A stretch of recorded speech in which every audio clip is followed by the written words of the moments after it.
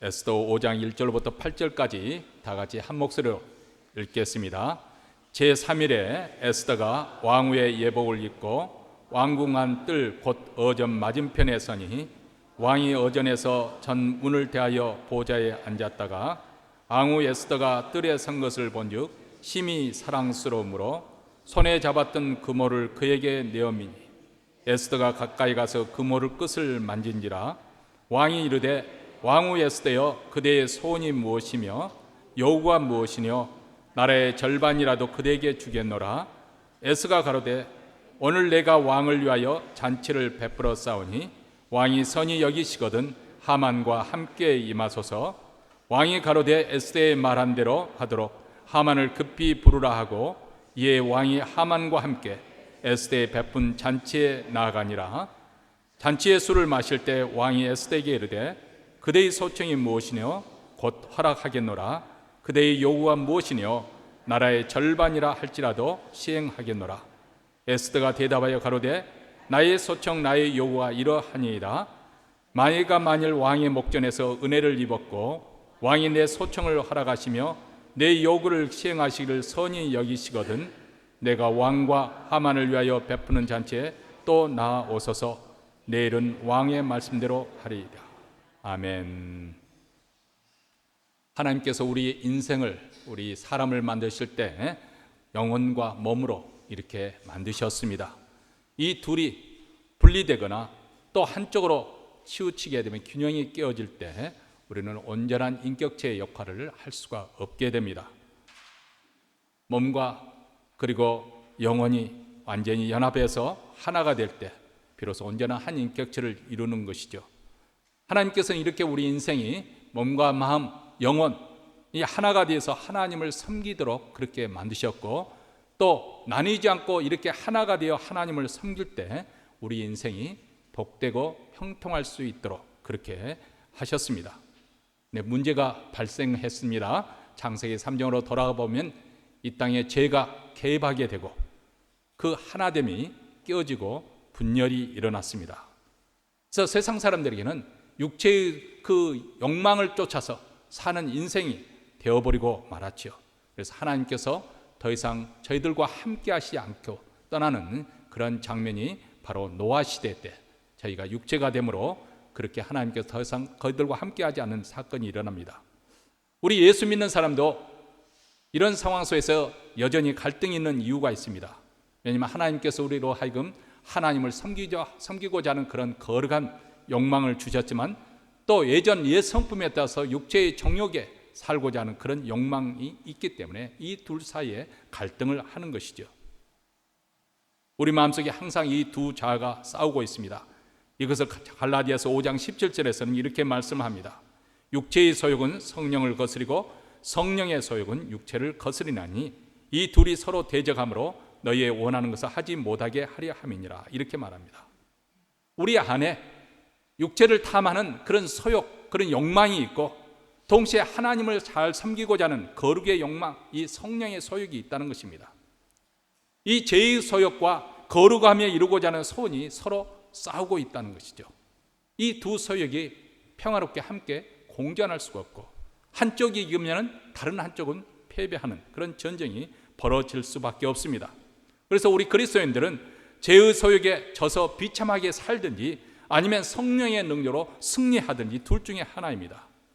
우리가 육체의 소욕에 이끌려서 육체의 욕망에 한눈을 팔게 되면 그 육체의 소욕은 점점 강렬해질 것이고 그리고 우리의 영적인 소원과 그리고 영적인 능력마저 빼앗기고 말게 될 것입니다. 우리의 영적 패배는 여기서부터 시작하는 것이죠. 구약 성경에 보면 대표적인 두 인물을 우리가 본보기로 성경에서는 말씀을 해주고 있습니다. 하나는 삼손입니다. 그가 성령 충만했을 때는 나귀 턱뼈 하나로 원수 블레셋을 3,000명을 때려 눕히는 그런 괴력, 하나님으로부터 천부적인 힘을 가진 사나이였습니다. 그런데 그가 그만 육신의 소욕에 정신을 팔리고 육체의 욕망을 채우고자 급급했을 때는 그는 영역과 안전한 영적인 소원을 다 상실해버린 채 드릴레라는 그 블레셋 여성의 놀잇감이 되고 많지 않습니까? 나중에는 결국 두 눈이 뽑힌 채로 그리고 연자 맷돌을 돌려하는 비참한 신세로 전락해 버리고 맙니다. 또 하나의 위대한 인물이었던, 누구나 다 그렇게 되기를 원해서 자식이 태어날 때 그 이름을 얼마나 많이 붙여주는지 모릅니다. 그렇게 영성이 충만했던 다윗, 그도 한때는 밧세바의 누드에 정신이 팔려가지고 육체의 소욕을 탐닉하게 되었을 때 그는 그만 사단의 종노릇을 하고 말지요. 밧세바의 동침 사건에 의해서 그의 남편 우리앗을 교사에서 죽이는 죄의 그 결과를 가져오게 됩니다.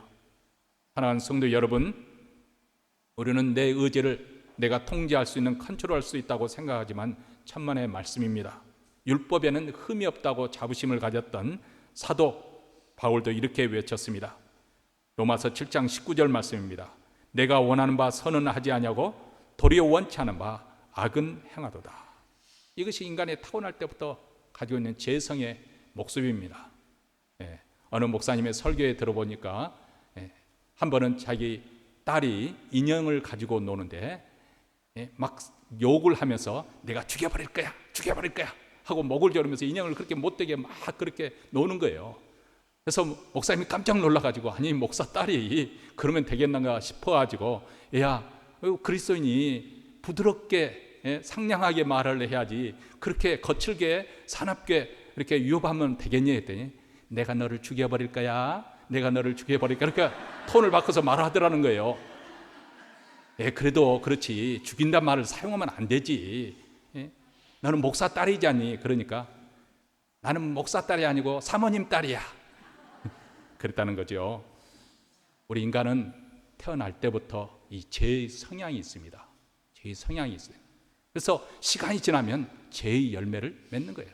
그래서 우리는 태어날 때부터 죄인으로 태어나지만은 동시에 살아가면서 죄를 범함으로 죄인으로 그렇게 판명되는 것입니다.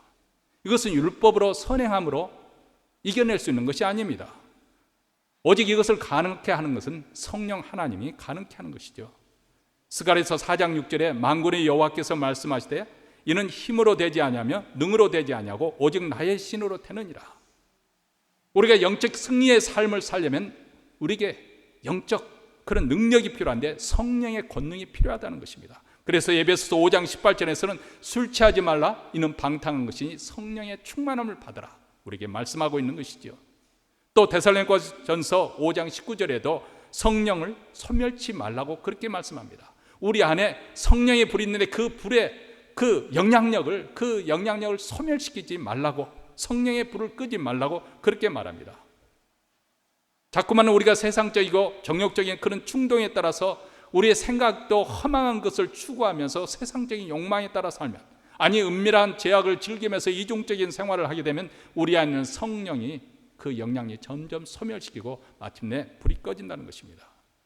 그 반면에 우리 안에 성령의 불이 활활 타올라서 우리가 성령의 권능으로 충만하면 할수록 우리는 그만큼 영적 승리의 삶을 살 수가 있습니다.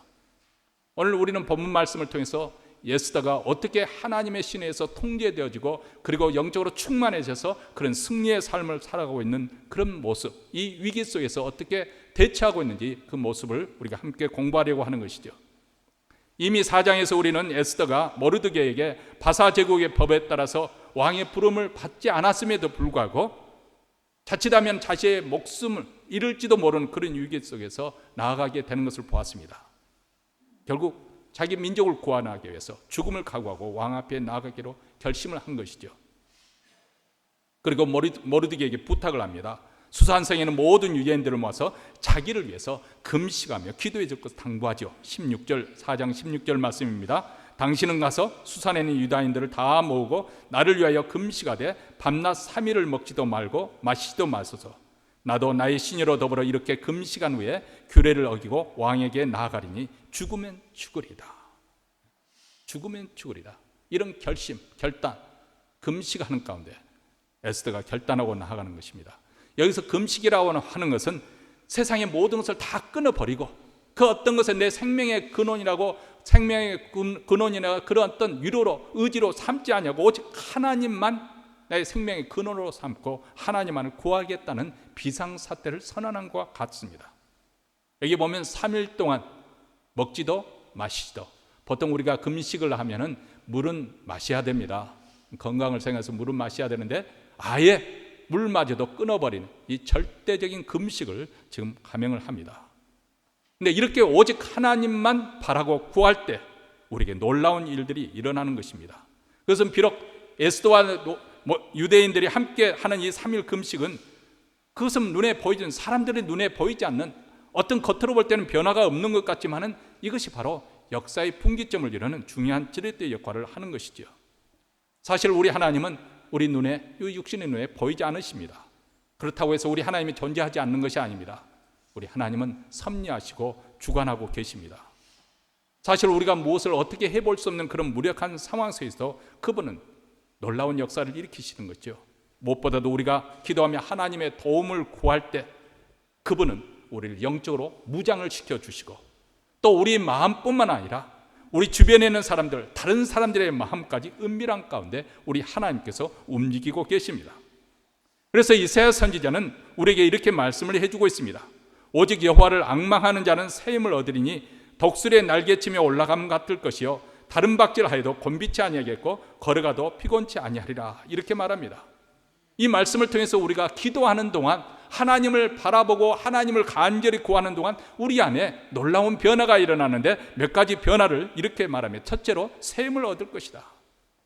사실 우리가 하나님을 찾게 될 때는 대개의 경우에 우리가 심한 무력감에 사로잡힐 때, 아니면 어떤 위기의식을 느낄 때 하나님께 돌아와서 하나님 얼굴을 구하게 됩니다. 그런데 이렇게 무력감과 위기 속에서 하나님을 간절히 기도하는 그 시간에 하나님께서 우리에게 역사를 해주시는데, 그래서 바로 우리에게 새 힘을 부어주심으로 더 이상 무력감에 시달리지 않도록 다시금 힘을 얻게 하신다는 것입니다. 두 번째로 우리가 기도하는 가운데 신앙의 안목을 얻게 됩니다. 독수리 날개치며 올라감 같을 것이요. 여러분, 독수리는 높은 창공에 유유히 날아가면서 그러면서 먹잇감을 찾지 않습니까? 독수리는 얼마나 시력이 좋은지 맑게 개인 날에는 그 높은 창공에서도 호숫가에 이렇게 물고기들이 이렇게 움직이는 것까지 다 본다고 합니다. 그래서 급락해서 물고기를 낚아채 올라가는 것을 볼 수가 있습니다. 이처럼 우리가 하나님만을 앙망하고 하나님을 기다릴 때는 높이 오른 독수리처럼 상황을 넓게 볼 수 있는 그런 안목을 갖게 됩니다. 이전에는 내가 문제에 부딪혔을 때 그 문제가 나를 압도해버렸습니다. 내가 그 문제에 허덕이면서 했는데 내가 새로운 안목으로 그 문제를 바라보니까 그것은 별로 큰 문제가 아니에요. 하나님의 안목으로, 하나님의 시각으로 보니까 별로 그렇게 염려할 것이 못 되다는 것을 발견하게 됩니다. 이게 바로 기도할 때 이런 신앙의 안목이 열리게 되는 것이죠. 세 번째로는 능력을 공급받습니다. 다른 박질하여도 곤비치 아니요 피곤치 않겠다. 우리가 두려워하는 상황을 회피하거나 뒤로 물러서지 않고 정면으로 그것을 뚫고 돌파하거나 아니면은 그것을 극복해낼 수 있는 그런 힘, 그런 능력을 하나님께서 부어주십니다. 그리고 어려운 가운데서도 힘든 가운데 끝까지 인내할 수 있도록 걸어가도 피곤치 아니하리로다. 우리에게 확신을 주시고 용기를 주시고 하나님이 함께 하시는 그런 확신 속에서 견뎌내게 하십니다. 끝까지 인내하여 승리하게 하시는 분입니다. 하나님을 앙망할 때, 하나님 앞에 나아가서 기도할 때 이렇게 새 힘과 신앙의 안목과 능력과 굳센 인내심을 가질 수 있게 된다는 것이죠. 에스더는 금식 기도하는 동안 3일 동안에 이와 같은 힘을 얻었을 것입니다.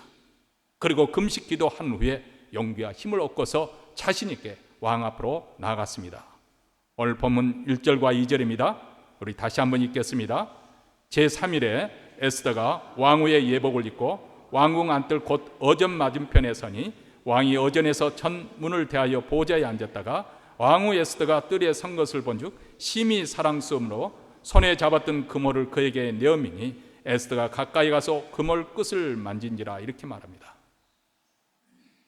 여기 보면은 우리가 한번 이 말씀의 의미를 이 단어와 문장의 그 문맥의 흐름 속에 있는 그 내면의 것을 끌어올려야 되는데요. 그래서 그 단어 사이에 저자가 말해 주려고 하는 것을 이렇게 해석해 낼 수 있는 그것이 참 중요한 것인데, 오늘 본 말씀을 이렇게 다시 한번 곰곰이 이렇게 정독을 해보면 여기 보면 에스더가 위축되지 않고 굽실거리지 않고 아주 당당한 모습으로 왕 앞에 나아가는 모습을 보여주고 있습니다.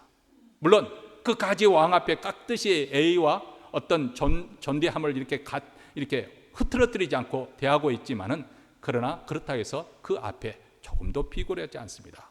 어전 맞은편에 서니 똑바로 왕으로 나아갑니다. 두려워하지 않습니다. 주님만을 의지하고 자신 있게 나아갑니다. 근데 왕이 안뜰에 서 있는 에스더의 모습을 볼 때 하나님께서 그 마음을 이미 움직이셨습니다. 사실 폐위된 왕후 아스디는 왕의 청을 거절했고 그로 말미암아 폐위가 되었죠. 이제 다른 한 사람 에스더는 자신의 목숨을 걸고서 왕을 보려고 아련하고 나왔습니다. 에스더가 자기 목숨을 걸고 그런 위험을 무릅쓰고 자기를 보러 나왔다는 사실에 감동을 왕이 받았던 것 같습니다. 그녀를 바라볼 때 심히 사랑스러웠다고 말씀을 하고 있습니다. 에스더의 요청에 따라서 수산성에 있는 모든 유대인들이 모여서 함께 금식하며 하나님의 도우심을 바랄 때 하나님이 이미 왕의 마음을 움직여 주신 것이죠. 그래서 잠언 21장 1절에 보면 왕의 마음이 여호와의 손에 있음이 마치 보의 물과 같아서 그가 임의로 인도하시느니라. 누가 왕의 명을 거스릴 수가 있겠고 왕에게 이래라 저래라 말할 수가 있겠습니까? 그런데 하나님의 손에 있다는 것입니다. 제 아무리 광대한 제국과 막강한 군대를 거느리고 많은 재물을 소유한 왕일지라도 하나님의 손에서 벗어날 수가 없습니다. 하나님은 모든 인생을 통제하시고 다스리고 계십니다. 우리 믿는 사람들만 다스리는 것이 아닙니다. 교회 안에서만 하나님께서 역사하는 것이 아닙니다. 우리가 이 점에서 우리가 실패를 하지 말아야 됩니다. 아브라함이 하나님의 명령에 순종해서 갈 때 우르를 떠나서 가나안 땅에 마침내 도착했습니다. 가보니까 기근이 기다리고 있는 거죠. 그래서 애굽에 내려갔다가 그만 거짓말을 하게 됩니다. 왜 거짓말을 했을까요? 이곳 사람들은 하나님을 인정하지 않는, 하나님을 믿지 않는 분들인데, 하나님 믿지 않는 자들인데 내가 누이 동생이라 그 아내라고 하면 이 예쁜 아내 때문에 내 목숨까지 잃어버리고 내 아내를 빼앗기겠구나 해서 거짓말을 하지요. 왜 그런 거짓말을 했을까? 아브라함이 애굽에는 하나님이 계시지 않은 것으로 생각했기 때문에 그렇습니다. 네, 우리 하나님은 믿는 사람들만 다스리고 계시는 건 아닙니다. 우리를 대적하는 사람, 우리를 슬프게 하는 사람, 우리를 위협하는 사람, 그 악한 자들도 우리 하나님의 통제, 하나님의 손에 있습니다. 이방 왕도 우리 하나님이 다스리십니다. 왕의 마음은 물의 보와 같다고 그렇게 말하고 있습니다. 여러분 어렸을 때 논에 물을 데려 나가는 농부가 삽을 들고 나가지 않습니까? 왜냐하면 물길을 내기 위해서. 물길을 내면 물은 그 물길대로 흘러가게 되어 있습니다. 이처럼 하나님께서 왕의 마음을 움직이신다는 것이죠. 그래서 감동이 된 아수르의 왕이 에스더에게 금오를 내밀었습니다. 이 금오를 내밀지 아니하면 아마 그녀는 즉시 끌려가게 처형이 되었을지도 모릅니다. 에스더가 가까이 가서 금오를 만질 때 왕이 그녀에게 묻습니다. 무슨 일이요? 무슨 문제라도 있어? 무엇을 원하시오? 그대가 말하면 무엇이든지 다 들어주겠노라. 그렇게 말합니다. 그때 에스더는 침착하게 자기의 소원을 말하죠. 4절 말씀입니다. 에스더가 가로되 오늘 내가 왕을 위하여 잔치를 베풀어 싸우니 왕이 선히 여기시거든 하만과 함께 임하소서. 이렇게 부탁을 합니다. 소원이 뭐냐고 왕이 물었을 때 덜컥 하만에 대한 불만을 털어놓지 않습니다. 복수심에 불타서 조급하게 서두르지 않습니다. 적당한 시기를 기다리는 아주 지혜롭게 행동을 합니다. 왜 이렇게 침착하게 지혜롭게 행할 수 있었을까요? 그것은 바로 하나님 앞에 기도하는 시간을 가졌기 때문에 그렇습니다. 하나님을 의지하는 믿음이 있었기 때문에 그렇습니다. 기도하면서 하나님의 인도하심을 바라보는 그런 시간을 갖지 못하면 우리는 서두르는 그런 성향이 있습니다. 성급히 서두르다가 일을 망치는 경우가 얼마나 많습니까? 하나님의 때를 기다리지 못해서 성급하게 말을 쏟아내면서 얼마나 후회할 그런 말들을 많이 쏟아놓는지 모릅니다. 그렇지만 하나님을 바라보면서 기도하는 시간을 가질 때 우리는 놀랄 만큼 자기 자신을 통제할 수 있는 힘을 얻게 됩니다.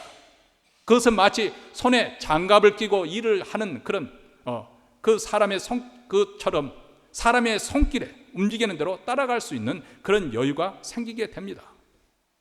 아마 에스더는 금식하면서 잔치를 준비했고 또 금식하는 동안에 하나님께 그녀에게 지혜를 주셨을 것입니다. 그래서 하만을 초대할 계획을 세워서 에스더는 왕에게 하만을 비난하지도 않고 성급하게 자기 속사정을 털어놓지도 않습니다. 대개 이런 경우에 여자들이 이렇게 하면 또 차별이라고 말할 수도 있는데 조심스럽습니다만 눈물을 사용합니다. 찔찔 짜면서 우는 것으로 상대방의 마음을 얻어서 자기가 원하는 명품백을 얻어내는 경우도 없지 않아 있겠지만은 많은 경우에 여성들이 알아야 될 것이 있습니다. 찔찔 짜고 막 애골복골 하는 것을 자증스럽게 생각합니다. 이걸 조심해. 우리 제 주관적인 판단이니까 그것을 하지 않는데 한국 여성들, 특히 한국 연예인들 보면 그 귀여운 짓을 많이 하거든요. 귀여운 짓, 앙앙거리고 귀여운 짓 하는데 여러분 그것은 우리 한국 문화에서나 통한되지 서구 사람들이나 다른 외국 사람 보면 왜 저렇게 어린아이 같은 짓거리를 하나? 아니 자기 문제 스스로를 자기가 스스로 해결해보고 안 되면 정중하게 도움을 구하는 것으로 해야 되지 찔찔 짤고 울고 하는 것은 어리광을 피우는 거나 마찬가지죠. 한국 사람들은 이 어리광 피우는 그런 문화를 굉장히 관대하게 받아들이죠. 그래서 남성들도 다른 나라에서는 알코올 중독이라고 판명될 수 있는데 한국 사람들은 간대하게 내가 술 먹고 술 취해서 그랬습니다. 심지어는 재판에서도 술 먹고 그랬다고 하면 점수 이렇게 형량을 줄여주는 어처구니 없는 일이 일어나고 있습니다. 이거는 왜 그런 그 분위기가 조성되는가? 이 어리광을 받아주기 때문에 그렇거든요. 여러분 여기 보면 에스더는 아주 당당하게 그렇지만 정중하게 그리고 침착하게 그런 가운데도 부드럽게 움직이고 있습니다. 물론 왕도 이렇게 자기 목숨을 걸고 자기에 나왔을 때는 그만한 이유가 있을 거라고 눈치를 챘을 것이죠. 그래서 에스더의 요청대로 하만을 급히 불러서 잔치에 함께 임했습니다. 잔치에 술이 돌고 난 다음 왕이 몸이 달아서 다시 에스더에게 묻지 않습니까?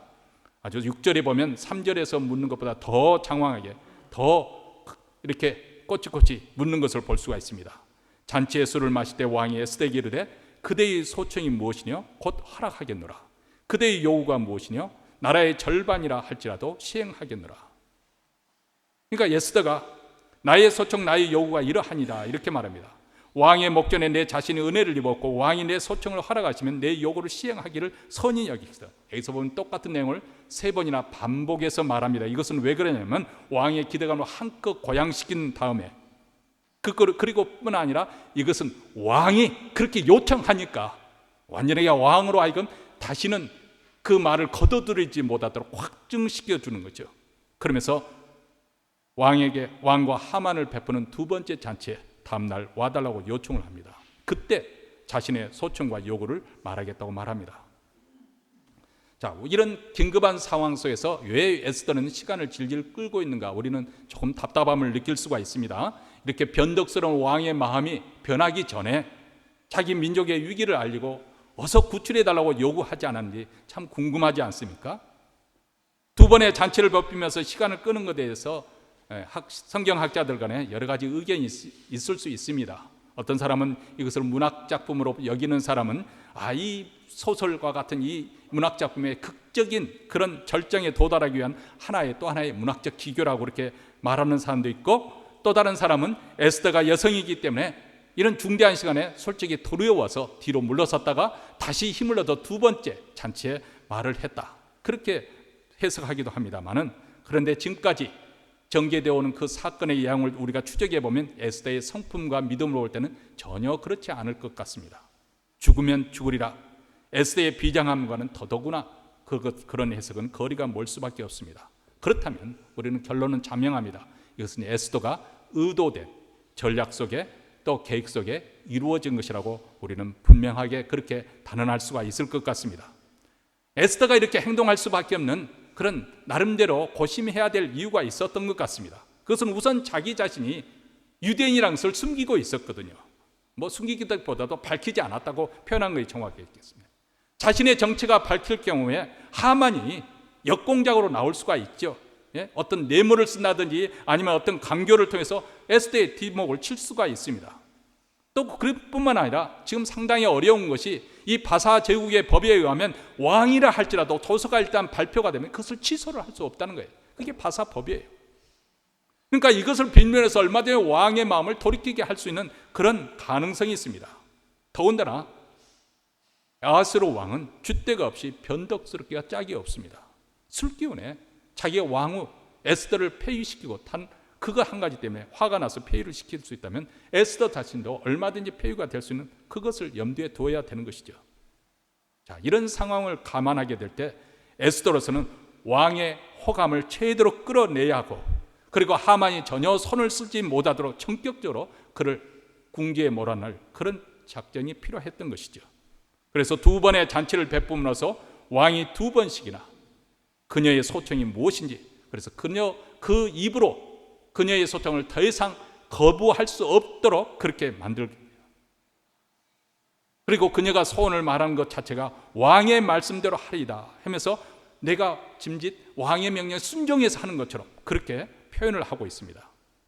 그리고 하만을 초대함으로써 혹시라도 있을 이 3자 대면을 통해서 하만의 한 행위가 이렇게 또 다른 거짓으로 역공장을 하지 못하도록, 지금 이 하만은 자기가 계속 연거번 초대를 받았다는 사실에 아주 자만심에 매우 부풀려 있습니다. 여름밤에 그 개구리들이 개굴개굴 할 때 바람을 집으면 부풀리잖아요. 개굴개굴 하면서 부풀리는 것처럼 지금 자만심에 아주 부풀린 상태예요. 그래서 이런 상황에서 지금 에스더에 대해서 조금도 의심을 하지 않고 있습니다. 경계심을 완전히 헛들어 드린 것이죠. 자, 오늘 이 본문에서 일을 진행하는 에스더의 모습에서 우리는 에스더가 하나님의 사람으로서 얼마나 위기 가운데서 차분하게 또 온유한 심정으로 흔들리지 않고, 그러면서도 부드럽게, 그러면서도 단호하게, 또 용기 있게 담대하게 행동하는 것을 봅니다. 그녀는 공포심에 사로잡혀서 허겁지겁 일을 처리하지 않습니다. 침착과 평안 가운데 또 인내 가운데 일을 진행하고 있습니다. 두려움을 내어쫓고 확신 가운데 움직이고 있습니다. 이렇게 가능했던 것이 무엇일까요? 처음부터 그녀가 그것이 가능했던 것일까요? 그것은 하나님을 앙망하는, 그것을 통해서 그녀의 속사람이 강건해짐으로 말미암아 이루어졌던 일이라고 분명히 믿습니다. 우리 그리스도인의 영적 생활의 승리와 실패는 하나님이 나와 함께 하시느냐, 이것을 확신하느냐, 이게 달려 있습니다. 많은 믿는 사람들이 생각할 때 돈이 없어서 나는 불행하다고 생각합니다. 나는 세상에서 별로 출세도 못했고 내가 원하는 소원하는 것도 이루어지지 못했고 자식 농사에서 내가 성공적이라고 말할 수 없기 때문에 나는 불행하다고 생각합니다. 아닙니다. 그것이 우리 불행의 원인이 아닙니다. 그것은 세상 사람들의 하는 말이고, 벌써 그런 말을 한다는 것은 세상 사람의 논리에 내가 설득된 것입니다. 내가 하나님 편에 서지 않았기 때문에 내가 지금 인생의 불행을 맛보고 있는 것입니다. 내가 하나님의 말씀에 순종하지 않고 살고 있기 때문에 내가 지금 비참한 인생을 살고 있는 것입니다. 하나님의 편에 설 때 여기에 승리가 있고 열매가 있고 행복이 있고 생명의 역사가 나타납니다. 우리는 세상 논리에 넘어가서는 아니 됩니다. 돈이 있어야 행복하다고 세상은 우리를 설득시키려고 하고 성공과 출세를 해야만이 복된 인생이라고 말합니다. 물론 우리 믿는 자들도 뭐 세상에 그랬다고 해서 항상 잘못되라고 그렇게 말하는 것은 아닙니다. 그러나 분명한 것은 우리는 하나님과 세상을 동시에 섬길 수 없다는 것입니다. 우리는 많은 경우에 하나님도 믿지만은 세상도 동시에 잘 되기를 바라지요. 이게 여부는 것을 이것 때문에 항상 우리는 불행한 거예요. 내가 잘 되든 못 되든 어떤 삶을 사는데 하나님이 나의 전부가 되게 하는데 우리는 항상 하나님도 믿으면서 동시에 세상도 사랑하려고 하니까 우리 마음이 나뉘어지는 것이죠. 적어도 물질적으로 우리 믿는 사람도 부족함이 없어야 행복할 거라고 우리는 생각을 합니다. 그렇죠?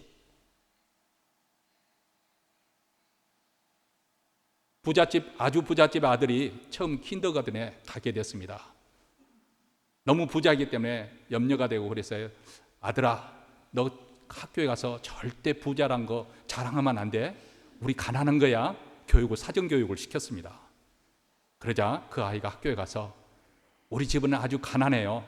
엄마도 가난하고 아빠도 가난하고 우리 운전사 아저씨도 가난하고 일하는 집에 아줌마도 가난하고 정원에서 일하는 정원사 아저씨도 가난해요. 그렇게 말했다는 거예요. 우리는 그렇게 살고 싶은 거예요. 결국 우리가 신앙생활을 하는 이유가 무엇이냐? 신앙의 힘을 통해서 세상적인 것을 얻으려는데 궁극적인 목적이 있는 것입니다. 이것이 우리 그리스도인들의 불행의 시작입니다. 하나님을 믿되 여전히 두 마음을 품고 신앙생활을 하는 거죠. 동시에 하나님과 세상을 얻고자 하는 것입니다. 그래서 예수를 잘 믿으면 이 세상에서 하나님의 초월적인 보호와 보상을 받을 것을 기대를 하고 하나님께서 기적적인 방법을 통해서 내게 복을 주실 거라고 믿습니다. 맞습니다. 그런데 그 복은 우리가 꼭 기대하는 것처럼 세상적인 복, 물질적인 복이 아닙니다. 사실 엄밀하게 말하면 이런 말을 하면 조금 실망을 하시려는지 모르겠지만은 예수 믿으면 소위 세상길이 더 막힙니다. 그것이 정상입니다. 예수 제대로 믿으면 로또 복권 하나도 제대로 당첨되지 않습니다. 왜냐하면 우리 하나님의 믿는 자녀는 그런 요행서로 살아서는 안 되기 때문에 그렇습니다. 하나님께서 우리가 원하는 모든 길을 오히려 다 막으시고 그리고 오직 하나님께 돌아오는 그 길만 열어놓으십니다. 이것이 바로 하나님의 자녀라고 한다면 인생이 그렇게 돼야, 그렇게 풀려야 마땅합니다. 근데 우리는 예수 믿는데 왜 이렇게 내 인생길이 꽉 막히고 꼬이고 안 되는지 모르겠다고 불평을 합니다. 어쩌면 하나님께서 그 길을 다 막으신 이유는 우리로 하여금 하나님께 돌아와서 하나님만 의지하는, 하나님만 신뢰하는 자로 세우시기 위함이란 것 우리는 꼭 기억하시기 바랍니다. 우리를 시시한 인생으로 살아가는 것이 아니라 그것은 부자이든지 가난해서 상관없어요. 뭐 자식 농사를 잘해서 자랑스럽든지 그거와는 상관없습니다. 적어도 하나님께서는 우리가 하나님의 자녀답게 거룩한 인생을 살기를 원하시는 것이죠. 생명과 진리와 거룩과 영광의 자리를 우리를 세우기를 원하시는 것이 하나님의 궁극적인 목적입니다. 하나님의 이 거룩한 뜻을 알면 우리는 일찌감치 손들고 항복하는 것이 행복한 인생을 사는 비결입니다. 이것이 지혜롭습니다. 근데 참 제 인생을 돌이켜 생각해 봐도 우리 인생이라는 것이 얼마나 미련한지 절구통에 집어넣고 꽁꽁 찧어도 빻아도 그 미련한 것이 벗겨지지 않습니다. 그러는 결국 막다른 골목까지 간 다음에서 하나님께 항복하고 돌아옵니다.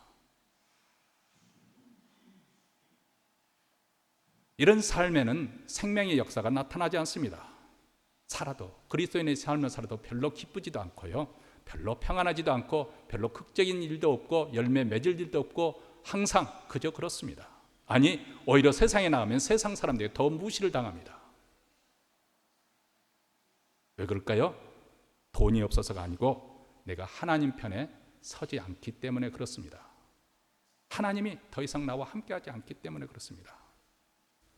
혹시 오늘 메시지를 들으면서 내 인생이 왜 이렇게 피곤하고 곤비한가, 주저앉고 싶고 포기하고 싶고 몸이 아프고 수입은 별로 없는데 돈 들어갈 때는 많고 사람 만나는 것도 시원치 않고 신앙생활이 별로 신통치 않으니까 슬금슬금 세상의 재미에 그 맛에 들들어져 가고, 여러분 그 길은 결코 형통한 길이 아닙니다. 하나님은 우리에게 말씀합니다. 나를 앙망하라. 하나님을 앙망하면 새 힘을 주시겠다.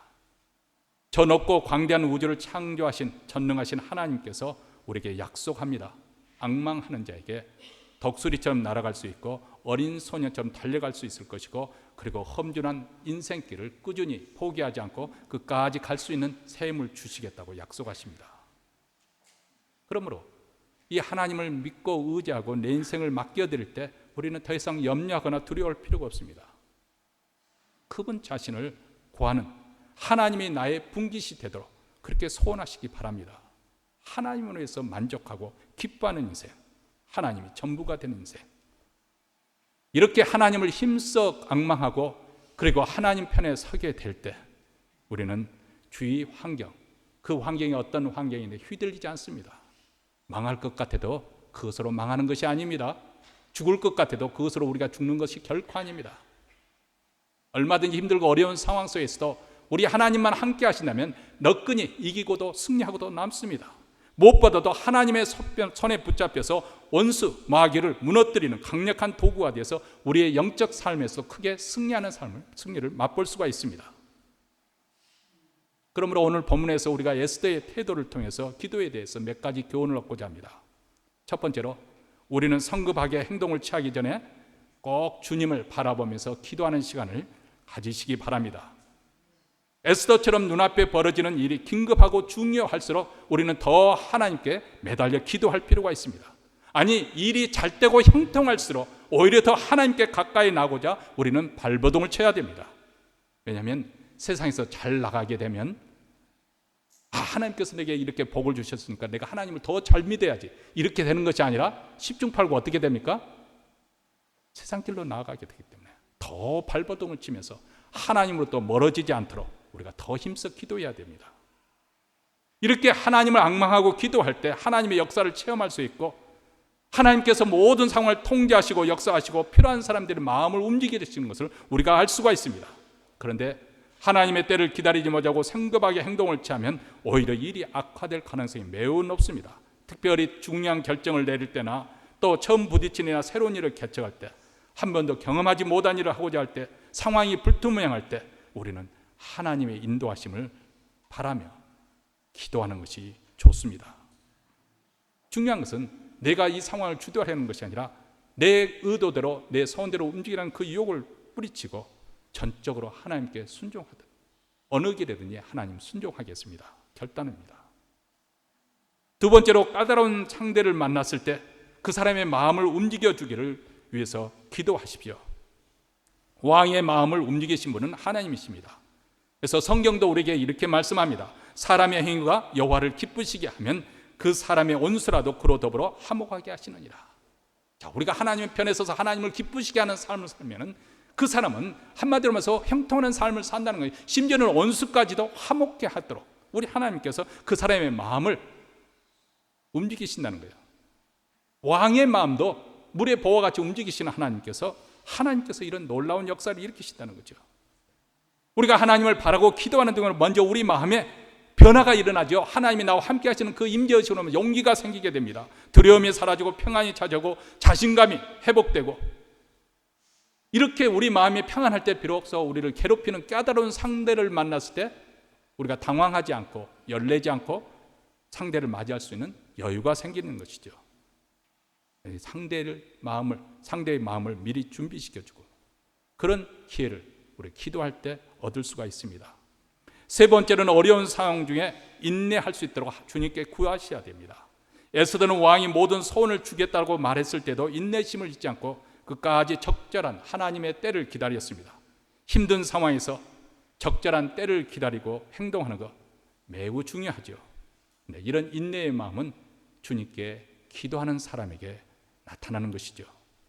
마지막 네 번째로 원수와 맞서 싸울 때는 비굴하지 않도록 용기를 구하시기 바랍니다.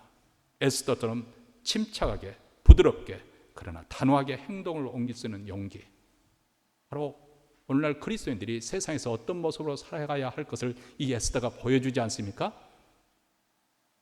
교만하지 않고 겸손하게, 그러나 비굴하지 않고 담대하게 용기 있게 살아갈 수 있는 것, 이것은 바로 우리가 하나님 편에 섰을 때만 얻어질 수 있는 것이고 하나님을 앙망하고 기도하는 자에게만 주어지는 능력입니다.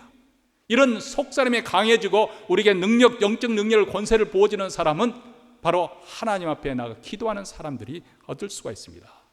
그래서 에스더처럼 승리의 삶을 살 수가 있는 것이죠. 우리 모두에게 이런 놀라운 변화와 역사가 일어나기를 주의 이름으로 축원합니다.